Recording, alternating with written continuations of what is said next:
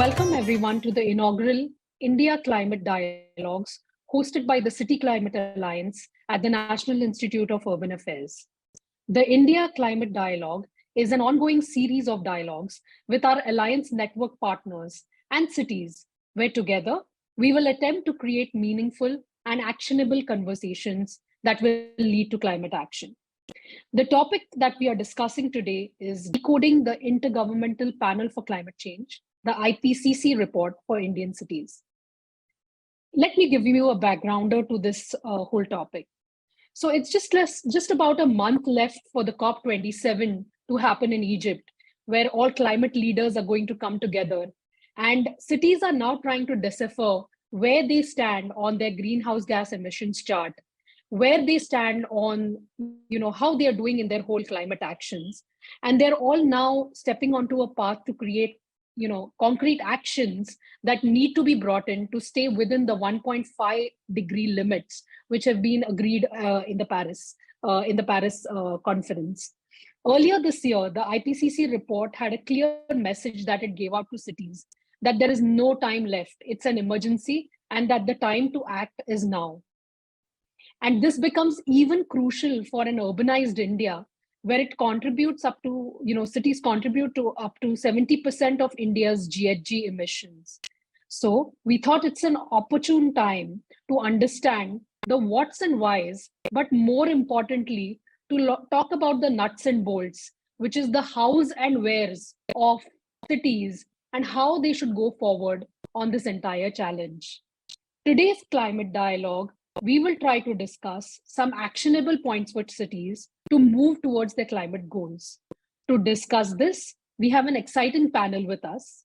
We have Rijit Matthews, who's the Director, Integrated Urban Development at the World Resources Institute. We have Mr. Imani Kumar, the Director of ICLE South Asia. We have Ms. Divya Sharma, Executive Director of the Climate Group. I am your moderator, Saili Mankikar, head of the City Climate Alliance at the National Institute of Urban Affairs. Before we start, let me invite our director, Mr. Hitesh Vaidya, to put forth his opening remarks on both the dialogue series and to set the tone for this dialogue. Over to you, Hitesh, sir. We have three stalwarts here who are nudging not only the cities, but nudging center and state, all three stakeholders to start thinking about climate action. And I really would love, I'll continue hearing it and record my thing, but I just wanted to personally thank you for joining us. And this is the first dialogue. Idea of this dialogue, as we have been discussing, is while we have created a climate alliance, idea was how the climate alliance start really bringing up some of the larger issues on the platform, which then they can be deliberated upon. And also, we not only deliberate, but can come up with the new ideas, possible solutions, good practices, what are there. And above all, which again, I think Saili did talk about, is what action cities can do. And looking at particularly Indian federal structures or Indian empowerment of urban local bodies, is there a possibility for them to really take some action, like green CNG emissions, particularly if coming from urban transport? What cities can do there? What do they have a mandate? If they have a mandate, do they have finances? So in that context, we need to really say what can be done at a local level, because while their issues are very, very large issues, and we all are talking about it, but what is that cities can actually work on it? And because right now we have a very sectoral approach also within the city. So within their sectoral approach, that climate action really fits in, and if it fits in, how is that really being funded? So these are my couple of things. I know we can talk about later. I don't want to stay, but I particularly think the 5 things which NIUA has been trying to do is one, and these are 5 challenges which I think we all are facing. Is one is, first is, where is the data on talking about climate? So let's look at the data and see how we can resolve that issue, because even though we already have done a climate assessment framework, now we are moving to an urban outcome framework. Uh, is it, how does that data becomes much more accessible to the cities to take action on it? Because data collecting and giving a performance in assessment is okay, but can cities make use of that data, and how best we can really make that available to cities, that they start appreciating that data. And also, I particularly think it's also a democratization of data is also needed to be thought about. Second is, we all talk about technologies, and you will know, you three of you know about it. Everybody has a different aspect on technology. What works, what does not work. What works in Singapore may not work in India. So how do you really look at it? What is my context, and doesn't get carried away with the great ideas which never really work. So how do you guide them in that perspective? I think that's the second area. Third area, which I think again, Siley talked about urban planning. We already talk about urban planning being a starting point for climate action. Now, right now, again, urban planning and climate, they are two different things when we actually talk about planning processes. How do you really build urban planning into the legislative framework or a planning framework when we are talking about climate action? And that need to be really thought of, because as a planning instrument, when we look at a master plan, the climate action is just one chapter, and that's like, how do you really integrate that? What type of frameworks, what type of mandates? Because, again, they are siloed approach. How do you break that siloed approach when it becomes to climate action?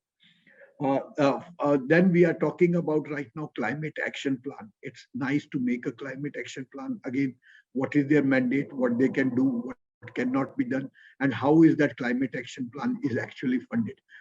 And broadly, how is this, whatever we are doing, gets contributed within the city climate action plan, get integrated with state action plan, and state action plan get into under this national action plan or NDCC.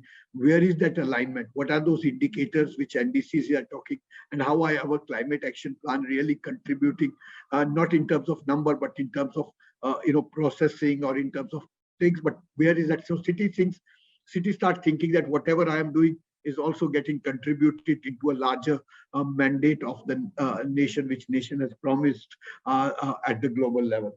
And last, that's my pet idea, is everybody talks about we will be doing, and none of us have answers. Sometimes I really feel that the situation which we are in is the same situation which Arjuna was in a Mahabharata battle, where he's standing on the battlefield and he doesn't know where to shoot, why to shoot, and how to shoot.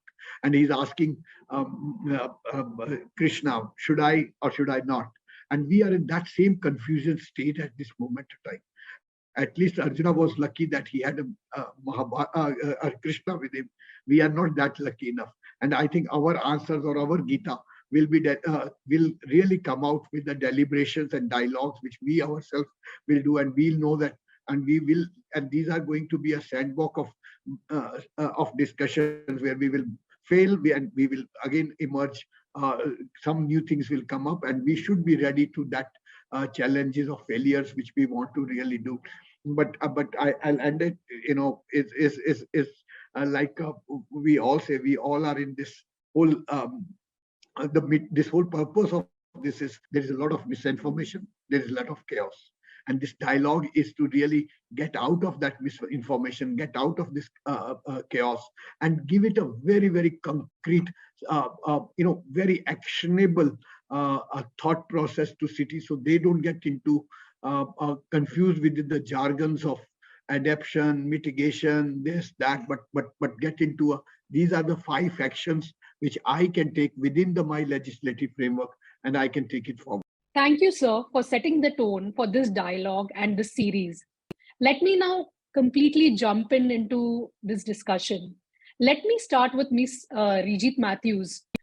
She leads the whole urban planning vertical at the WRI. And this report, the IPCC report, actually talks of better urban planning could lead to carbon reduction. So Rijit, could you tell us what steps should cities take to achieve resource efficient green growth through urban planning? Thank you, Sally. And thank you, NIUA, for having us at this panel at your inaugural India Climate Dialogue. I'll actually refer to something Mr. Hitesh Vaidya talks about. I think he didn't mention it today, but he was talking about the kind of grammar and language we use around climate change, and how do people actually understand that. So I think to start off, we really need to look at de-jargonizing to be able to decarbonize. So that's really, at the center of a lot of issues, because climate change affects everyone.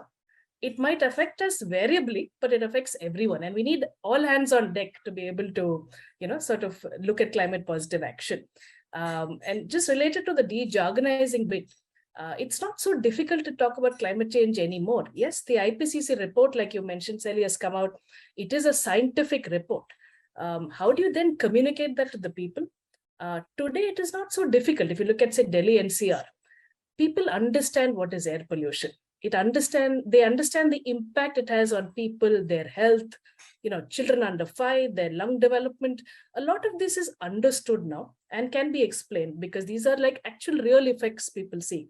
Similarly, if you talk about, say, floods in cities, a Mumbaiker or a Chennaiite or somebody in Kochi, even Bangalore now, unfortunately, is able to understand that very well. So I think all of this, how we communicated, the fact that it is coming from, say, fossil fuel burning, the fact that patterns are changing in weather, all of this, precipitation levels, I think is the whole IEC, something you're good at, Sally, the information, education, communication around climate change has to improve as a starting, sort of building block in our context.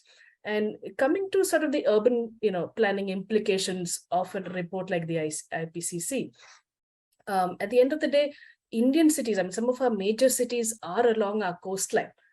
We have to remember we have 7,500 kilometers of coastline. So these are very vulnerable areas, India especially, because flood, cyclone, storm surges, all of this is going to affect our coastlines, and we need to prepare, for such disasters, for such, impacts going forward. And these are also some of the most expensive, at the end of the day. There are various reports that have come out for India, whether it is, this UN ASCAP report that spoke about $87 billion that has been lost over time due to extreme events in India. We also have issues like the World Bank report talking about, various floods and other issues that we face, mostly monsoonal floods. That is again caused about 11.8 million people have been affected by such events. So I think these are very real. Many reports, CEW also has brought out a report showing that about 27 of 35 states in India today are highly vulnerable to various, hydrometeorological disasters. And I think it's time to plan for it. Now, Mr. Hitesh Vaidya spoke about master plans and how there's a small chapter often dedicated, a few pages, to climate change. And I think one way forward really is to have a revamped, reimagined city master plan. The reason I choose this sort of document, other than being a spatial planner myself, is at the end of the day, this is one document that is mandated by acts. Town country planning acts mandate this. It is a legal statutory document. It holds in court. It is really that one document that can bring together, it's ideally a spatial document that brings together various sectors. And it is this plan that really needs to be, really revamped and reimagined, because whether it is, say, climate action plans. Now, today, there are climate action plans being made in cities. ICLE helps make them. GIZ, WRI, where I work, also prepares these plans. There are many organizations that come to make city climate action plans.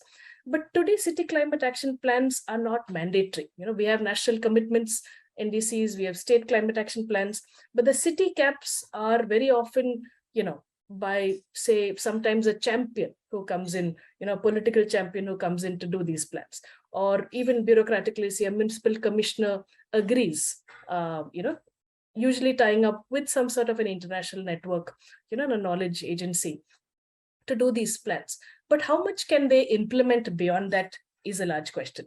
As we know in our cities, at the end of the day, a municipal commissioner can take up a city climate action plan. But how much can he influence, say, a state decision or a national decision in, say, power generation? It typically doesn't fall within his jurisdiction. Whether the choices of, say, a coal versus renewable, there's only that much he can choose. Maybe a municipal commissioner in our context can look at, say, solar rooftop, which is under his control, building codes which are his control. So there are many things where, the nation, the state, and the city need to come together to help cities plan better. And if we have this revamped master plan, then the city climate action should flow into this master plan. Similarly, infrastructure plans. Today, we have very powerful state agencies, parastatals, that look into, say, metro line alignments and construction of the same. Land agencies that can come and look at where housing comes up. These are housing boards. You have industrial area boards. There are too many players in cities without, a common platform. And hence this spatial plan can provide that platform to multiple agencies to come together. For this, of course, we need a lot of changes in our town country planning acts, in some of our policies, but to really enable this plan to be that negotiated plan across departments. Because today, like, Hitesh mentioned, it's an academic chapter. Sometimes it just comes into the plan.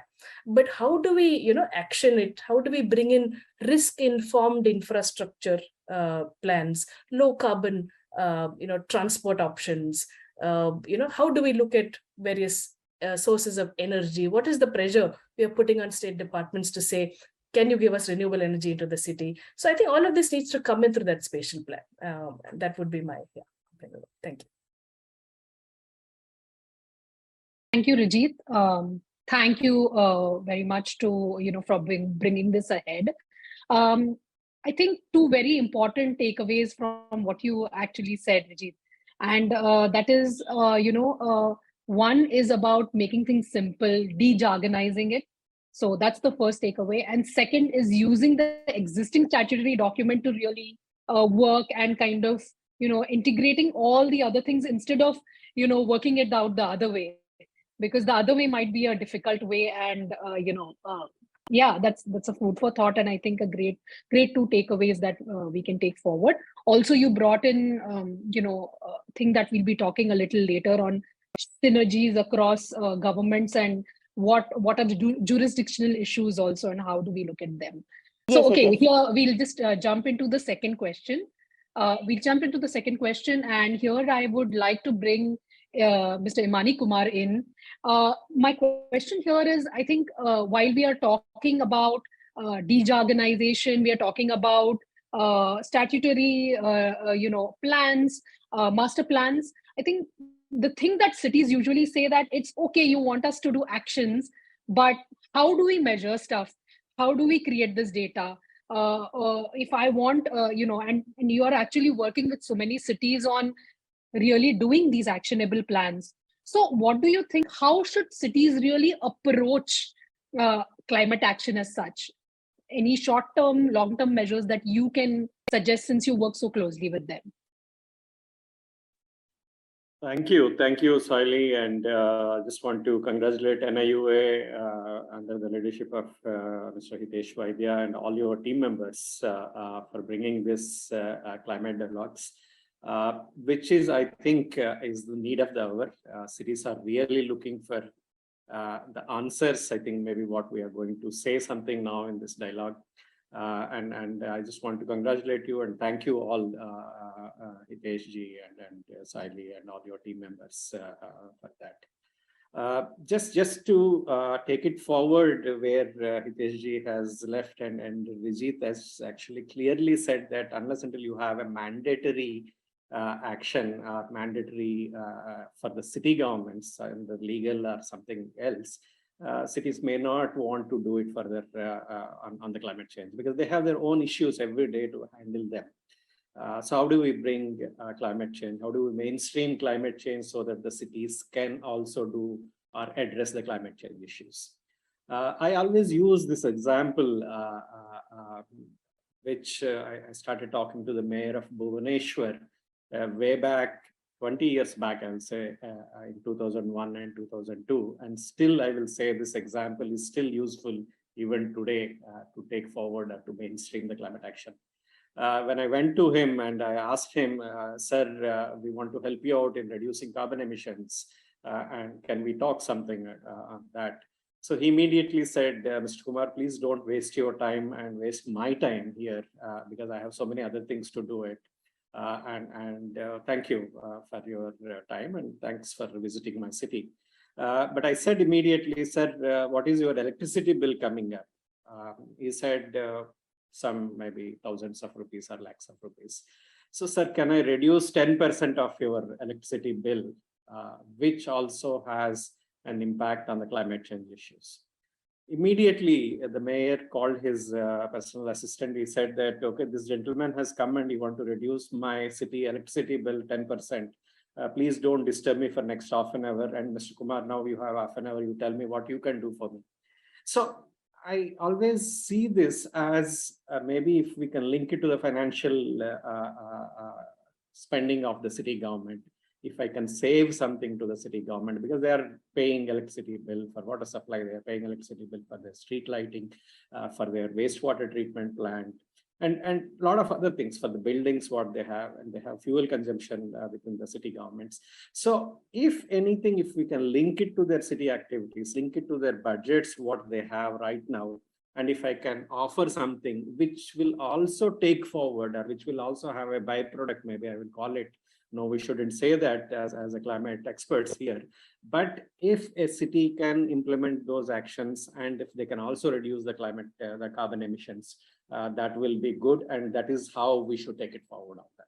So anything what they are doing, I think a lot of cities in last 20 years now, they have changed their lighting from fluorescent, from all the CFLs to incandescent lamps, from and to LEDs now. I think the latest one, which almost all the cities in India have changed it, thanks to EESL, thanks to Government of India's push. And also they have done it, all the cities have done it because they see that there is a reduction in their electricity bills and they can save some money on that. So which has a direct impact on the carbon emissions and emissions. So this is a quick win, like which cities have started, but now all the cities have. Another example I just want to give you is city of Rajkot, like which they have used solar rooftop systems for their water supply system. For the entire water supply is now run through the solar based system, solar rooftop systems, which we have just showed them that the city can do this. Now the city wants to do it not just only for their water wastewater, they want to do it for other municipal infrastructure services. So can now showing one city doing that. And then thanks to NIUA, thanks to other smart cities initiatives, cities are now looking into these activities actually. So can I use renewable energy? I think Rijit also talked about to all their municipal infrastructure services on that. I just said that I'm getting late for this event. I'm just coming from a discussion on the e-mobility thing, which is where I have 17 cities starting. We have all other partners, WRI, C40, and other Government of India. I have 17 cities coming there and asking us if I have to change it to e-vehicles or e-buses in my city, what can I do? How can I do that? Actually, this is the discussion along with the state-run public transport authorities. We also have Niti Aayog. We also have Government of India. We also have original equipment manufacturing associations. People are also there on that. So how can I change my entire fleet? At least maybe I'm asking the city governments, your own fleet, if you can change them to electric fleets, like, okay, forget about the cities, citizens are doing that, but if you can do that, this thing on that. So that is another example. There are a lot of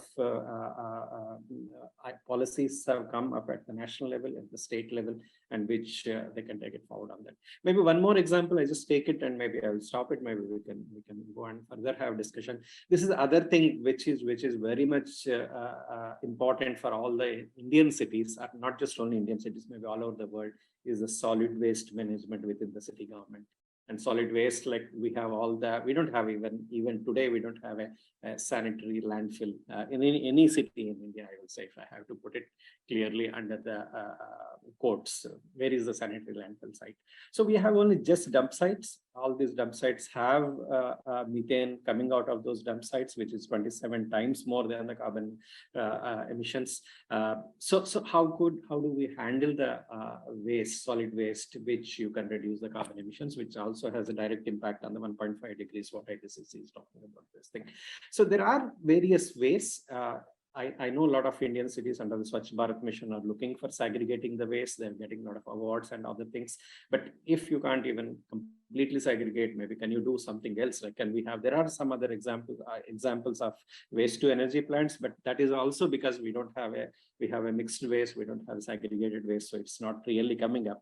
But maybe biomethanation plants, which are coming up very much in city. We have showed it in few cities like city of Udaipur, city of Coimbatore, Rajkot city, and city of other cities and other states are doing the biomethanation plants, which is like maybe come out with 2-ton decentralized biomethanation plant, come up with a 5-ton biomethanation plants, coming out with all the bulk waste generators, maybe apartment blocks, maybe restaurants, maybe hotels.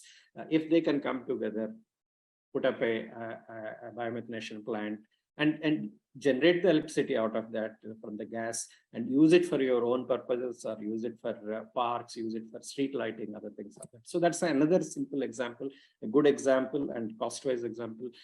So cities can use it to take it forward on that. So there are ways to address the climate change issues. There are ways to reduce the carbon emissions. I know that if you can't measure, you can't monitor it, obviously. If you need to have the data with you, this thing. But what I'm suggesting it is, you don't have to come out with a complete carbon emission inventory of the entire, all the sectors. Start with one sector, start with waste, start with energy, start with transport maybe, and come out with action plan for that particular sector. Take forward that and go to the next sector on that. And my last point, I just want to add, sorry, this is on the budget. If cities can add some budget from their own budget sources, you do leakage, impacting leakage, you do energy audits for your this thing. So if you can add your own budget, and then you can look for state or national or an international sources of budget. Yeah, I'll just want to stop here. Thank you. Thank you, Imani sir. I think in the last 5 minutes, you just rolled out so many examples and so many important ones, some low-hanging fruits, some which require more time. And I think what you said is a very good takeaway for us, which is for cities and for all of us here, is that you don't require that big money really to begin with. It could be a small contribution out of the existing money that could be put out as a start plug. That is one thing that I took from what you said. And I also think that the other thing that you said is it could be a smaller project that starts off, and then looking at that, you can build on it and then build something bigger.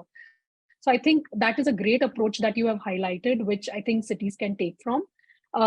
Let me now, move to the next question, and it's actually a takeoff from what Rijit was actually mentioning, and which I think I should direct to Ms. Divya Sharma, who is the executive director of the climate group, where they're working across the central government, state governments, and sub-regional governments, and with businesses, really. So that kind of a space. So I wanted to ask you, in several sectors, whether it's energy, transport, water management, climate actions cannot be initiated by cities alone. You need a synergy of the state and central government to really, bring effort into the policies and to aid change. So how do you think can city governance be strengthened, and how can permanent systems be brought in for this kind of effective and equitable climate governance? Over to you, Divya. Thank you, Sally, and very pleased to be here and speaking at the same forum as Imani and Rijit. So quite an honor. So your question is very important. I think Rijit has spoken partly about what you have asked me already. So I'll move on from there. And I would say that urban development, or the face of Indian cities, if we look at it at the moment, we've come a long way. So Going a bit to the history, we've started with reform-led infrastructure financing for proper urban management and city development in the past, realizing that there is lack of capacity at the urban local bodies level and instituting some of those schemes at a central level, and those were, kind of adopted by state and cities. We came down then to provision of housing and basic services for urban poor, looking at the humane side of it, looking at the poverty reduction side of it. And then we also saw that time in urban development in India when we started speaking about smart cities, speaking about beyond mundane, and we looked at schemes like Amrit.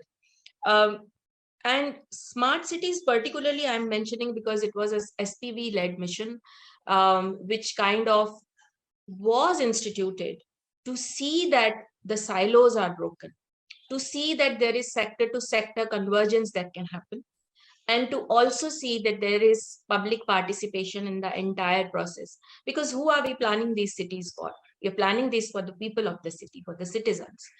Are we supposed to look at governance systems, procurement processes, and other processes and contracts?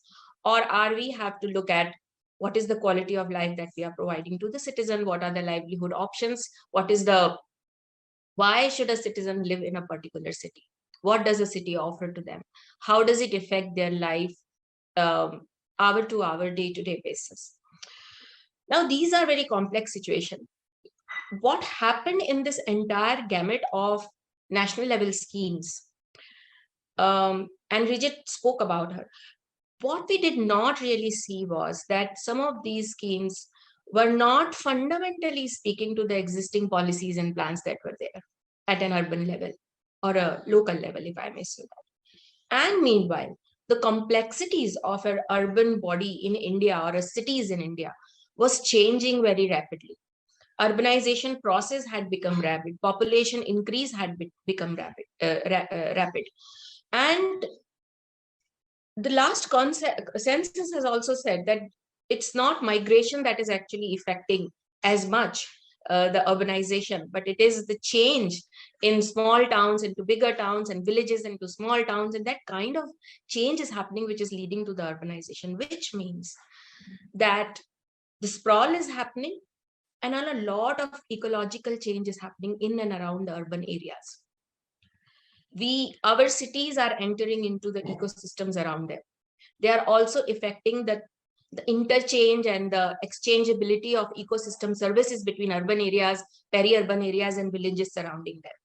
So it's a huge complex problem that we are talking about, and governance is at the center of it, because you've asked me about governance. Why do I say that? Because when we talk about cities and we talk about areas around city, particularly in the context of climate change, we are actually talking about adaptation. We are talking about disaster risk reduction. Now, some of the problems that have arisen that we want to adapt and that we want to, risk prone our cities is because of faulty urban planning practices, is because of the fact that we did not have a multi-level integrated governance model that could look at sector to sector convergence. What did we miss here? We missed the planning element of it. We missed the coordination element of it. We missed the finance element of it. And Imani was speaking about it just before me. And more so, we missed the human element of it. So what is the solution? I think the solution is not only to look at vertical integration, as you said, national, state, district, city level, maybe village level, down below as well, but also look at that urban areas are not confined to their political boundaries. There are transboundary effects and transboundary solutions that we will have to look at. So we are looking at vertical and we are looking at horizontal.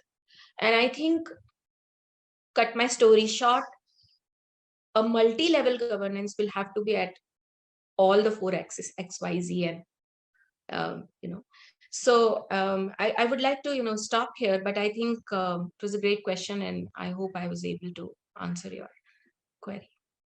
Divya, just an add-on question to that. Could you just elaborate a little bit, very little bit, on multi-level governance if you have to imagine it? And if, you know, the board was given in your hand and a chalk was there, how would you kind of imagine it at that level? Maybe with an example so that we understand it better. Yeah, sure. So I'll give you a very simple example, simple for everybody to understand. We have urban local bodies and they have a specific role to play. We have a municipal corporation that usually has a role to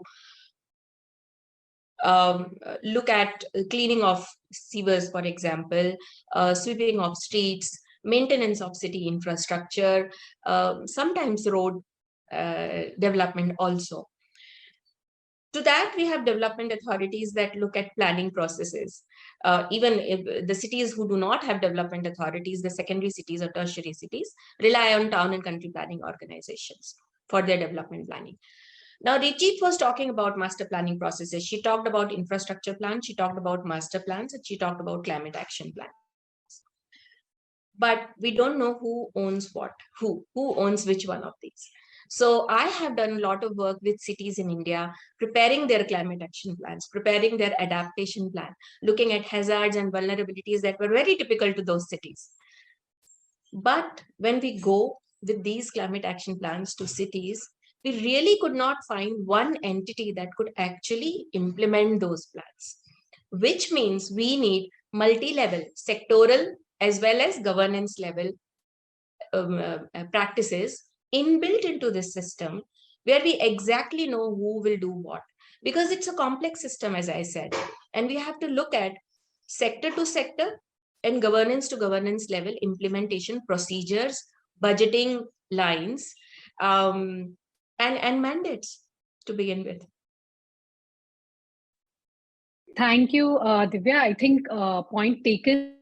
So how do we do it is maybe have horizontal and vertical structures like a mesh, but also sectoral within it, and some sort of a governance system. I think it organically is also emerging in some way because of these cross sections. But yes, there has to be a, I think, system to the whole madness of it, and that could be the way ahead. One other thing that you know, I would like to kind of go to the next question, or to jump onto the next question, is through, you know, you talked about ecological changes, and that's where I want to bring Rijit in.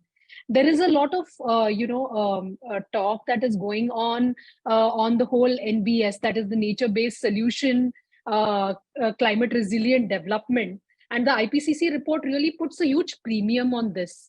In fact, the NIUA, along with WRI, has also set up a nature-based solution forum. We have a national forum that we have set up for this. And this really directly, and what the IPCC report actually says is that this kind of development, which is climate resilient and nature-based, can impact lives and livelihood positively. So my question here is that, how do you think cities can actually use this kind of development, but also balance it out with social and economical challenges, because everything needs money? Over to you, Rijit. Right, the big money question. But yeah, I mean, one is, you know, just to start off with, nature-based solutions in many ways is just ensuring our development is sustainable. So we're really looking at how to reverse some of the, you know, natural resource degradation that has happened, the biodiversity loss that has happened, and its implications, which are very visible in our urban areas. In fact, I remember the concept note that, you know, NIUA had sent is, you know, spoke about 70% of our built infrastructure yet to come in. Now, that can be seen, you know, as a challenge, or it can be seen as an advantage as well, because the fact is, if we are yet to build all of this infrastructure, how do we build it in ways that it is risk informed? You know, infrastructure that is risk informed to be able to handle sort of all of the climate change, you know, impacts that we're going to face. And we know that our cities, at the end of the day, concentrate infrastructure, people, GDP, and emissions. So, you know, how do we bring sort of all of that together? And how our cities grow is very important. Here's where, you know, recognizing nature is critical, because watershed management, for example, is a very critical aspect that a lot of our cities in their growth phases, you know, whether it's Bangalore, Chennai, all of them are seeing the impact of not planning for these areas. You know, if, for example, you have two water bodies and there's a channel that connects the two, the water channels, you know, the valleys, drains, etc. If you don't recognize that it's a system that's in operation, and you actually build in these valleys, these are exactly the areas where floods are occurring, whether it's Chennai, Bangalore, other cities, etc. So watershed management, for example, is one of the critical watershed management. It's really preserving some of these systems goes a long way in terms of ensuring our cities are resilient tomorrow, whether it's in terms of excessive precipitation, storm surges, etc. Similarly, our coastal cities along coastline, whether it's say mangroves, they're very critical in terms of ensuring how do you handle storms and hurricanes later. It will reduce the impact if some of these systems are in place, natural systems. Similarly, whether it's say upstream forest management, forest restoration, really helping our cities in many ways. Some of this not recognized. I remember in 2005, the master plan of Bangalore was reviewed. I was a part of that consulting team, and you realize that it was never understood, that some of these systems need to be preserved. These are actually lands that people have legally built on, not even, not purposefully done in a wetland area. It's actually legal land. They've got construction permits. They've built there because the master plan itself never recognized that certain areas should be non-buildable. So I think a lot of this has come together much later. And I think, sort of understand compact growth. Like at the end of the day, once you preserve all of these systems, your growth itself will be compact. And you were asking me about the economic value of it. At the end of the day, if you build compactly, let's take the case of Mumbai, a city that, we both lived in. In a compact city, it is much easier to manage your resources. Whether it is, ensuring your tax base is more efficient, your taxations are better, service provision is better, and all of these savings can then go into other solutions. So, for example, Mumbai today has a very strong electric bus fleet. It has prepared its city climate action plan. It has, fiscal resources that it can use for better, management of, its vulnerabilities being a coastal city. So I think all of this comes together when you plan sustainably. It just has to be figured out better in our cities. Thank you.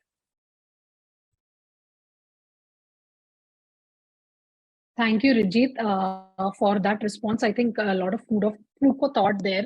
And, you also mentioned like people many times in this, and, so that really takes me to my next question and to Mr. Kumar here, where I want to really, bring out an important, I think a flagship program that has been recently announced by our Prime Minister, which is the program called LIFE, which is Lifestyle for Environment, and the changes that people can bring.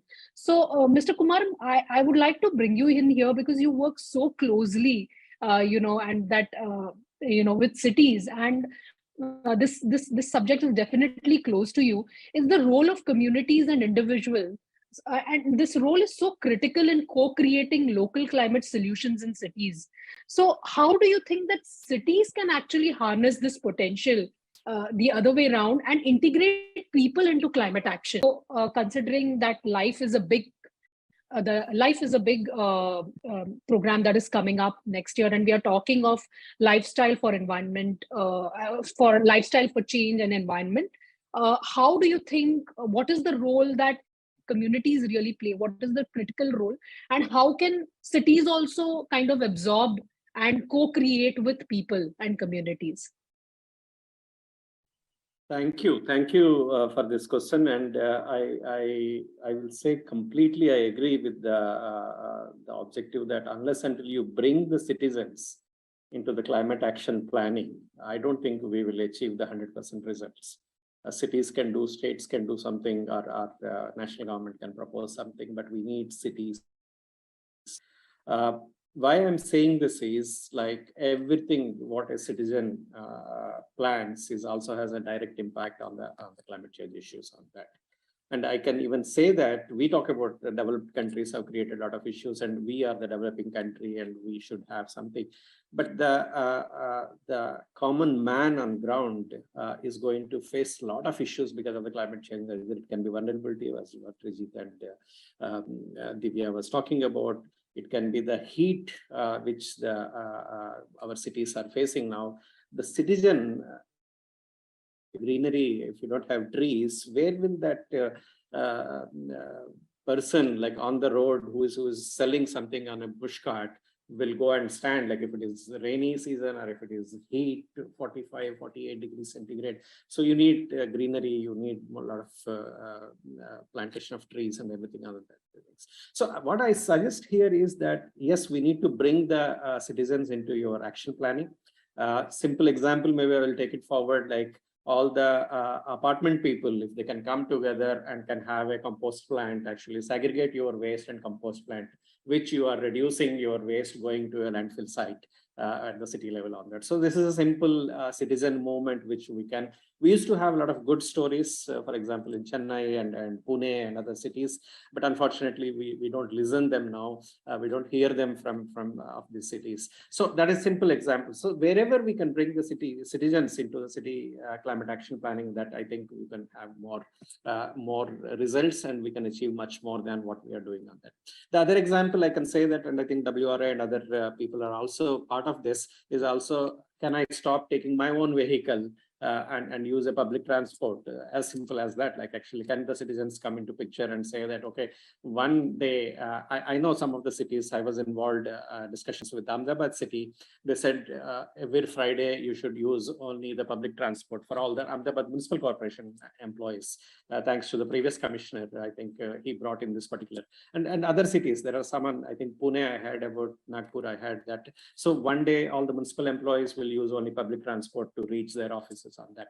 And one day we have that, I think WRA scheme on with closing all the cars, a few streets, this thing. So every action by bringing citizens into that, cities can take it forward on that. And I just also want to add one more example. I think we have looked into is actually platforms which a city can create. Like we called it a rural-urban platform, rural and urban platform, both for, because what cities are doing, again, maybe if I to use the solid waste example, just city don't want to keep the waste in their city boundaries, but they're throwing it out onto this thing. And same for the water supply, maybe actually the issues. So what we have advised is that rural-urban platform, that is one created, and we have few city examples which they have used it in a very better way, bringing citizens on this platform, talking to them, and planning the climate actions on that. In our climate action planning process, we create two teams, actually, or two climate core team within the city government, and we also create a citizens core team, or a stakeholder core team, what we call it, the citizens, the transport department, the other department, as Divya was talking about. There are so many departments within the city need to come together and implement the climate action which we come out with on that. So I completely agree that citizens are important, and we need to take them on board if we want to succeed in climate action plan implementation of that. Thank you. Thank you, Imani sir, for that very important input.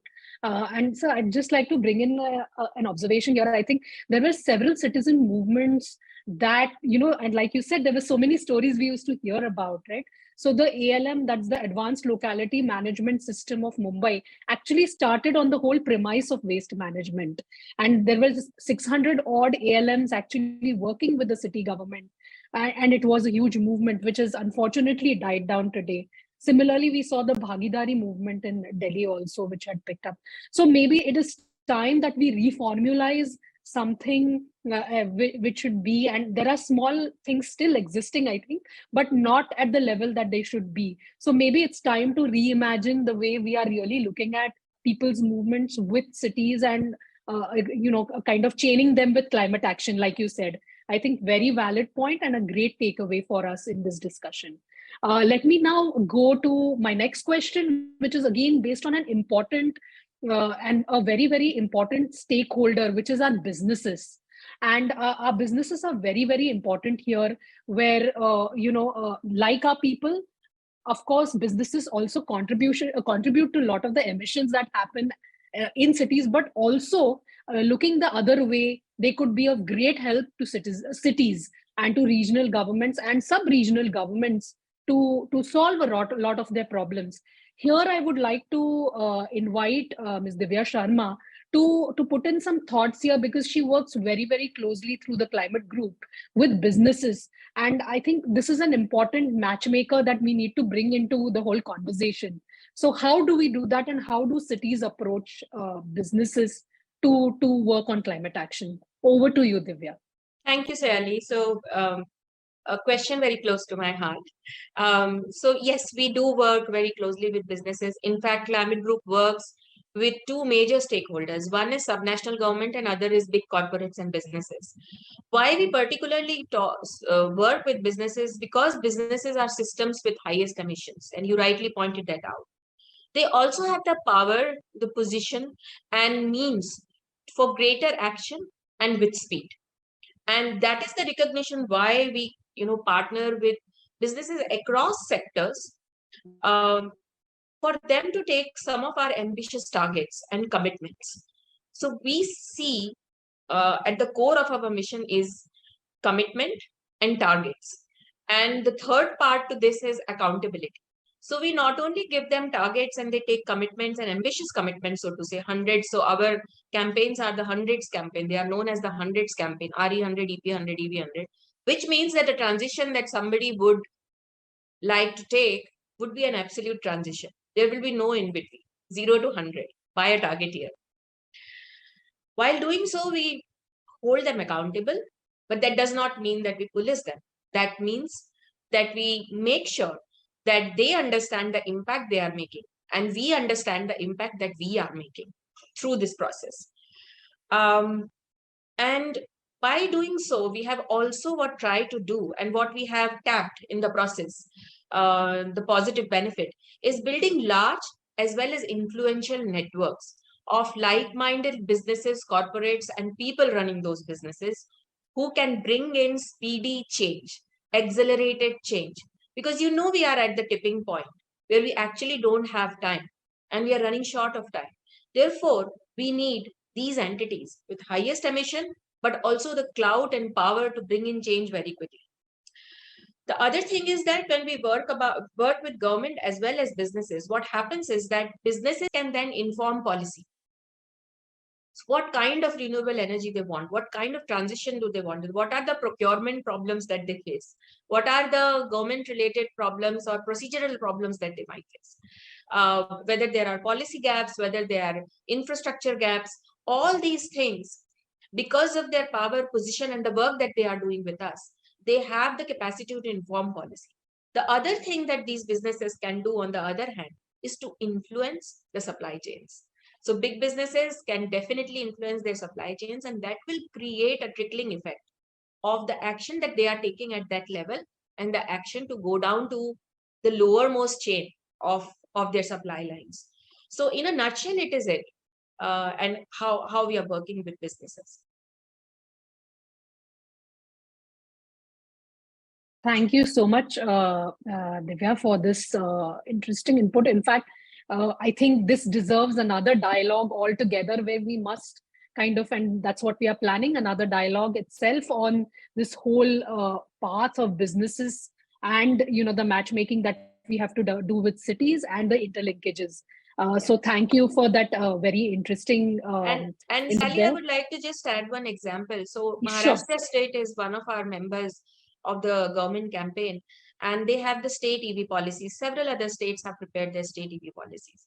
What we have tried to do is that we have tried to bring our EV100 members, which are businesses that are housed in and around Maharashtra, to work with the state governments together around some of the implementation that they want for their state EV policies, because they can definitely bring a quicker change for the state governments to help get to their targets. So this is just one small example as to how we are trying to do that. I think that example is very, very helpful for us, so that we understand that along with anything, speed is also very important. I mean, we might have an intent, but if we cannot match it and the emergency that we are talking about, I think if we can work out a good formula to match all this, it will it'll help cities achieve something.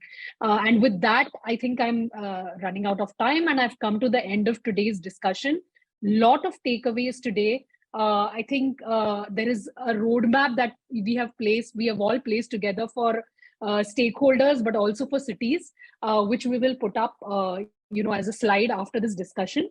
Thank you all the panelists for being here, and for everyone else who are listening in. Thank you so much.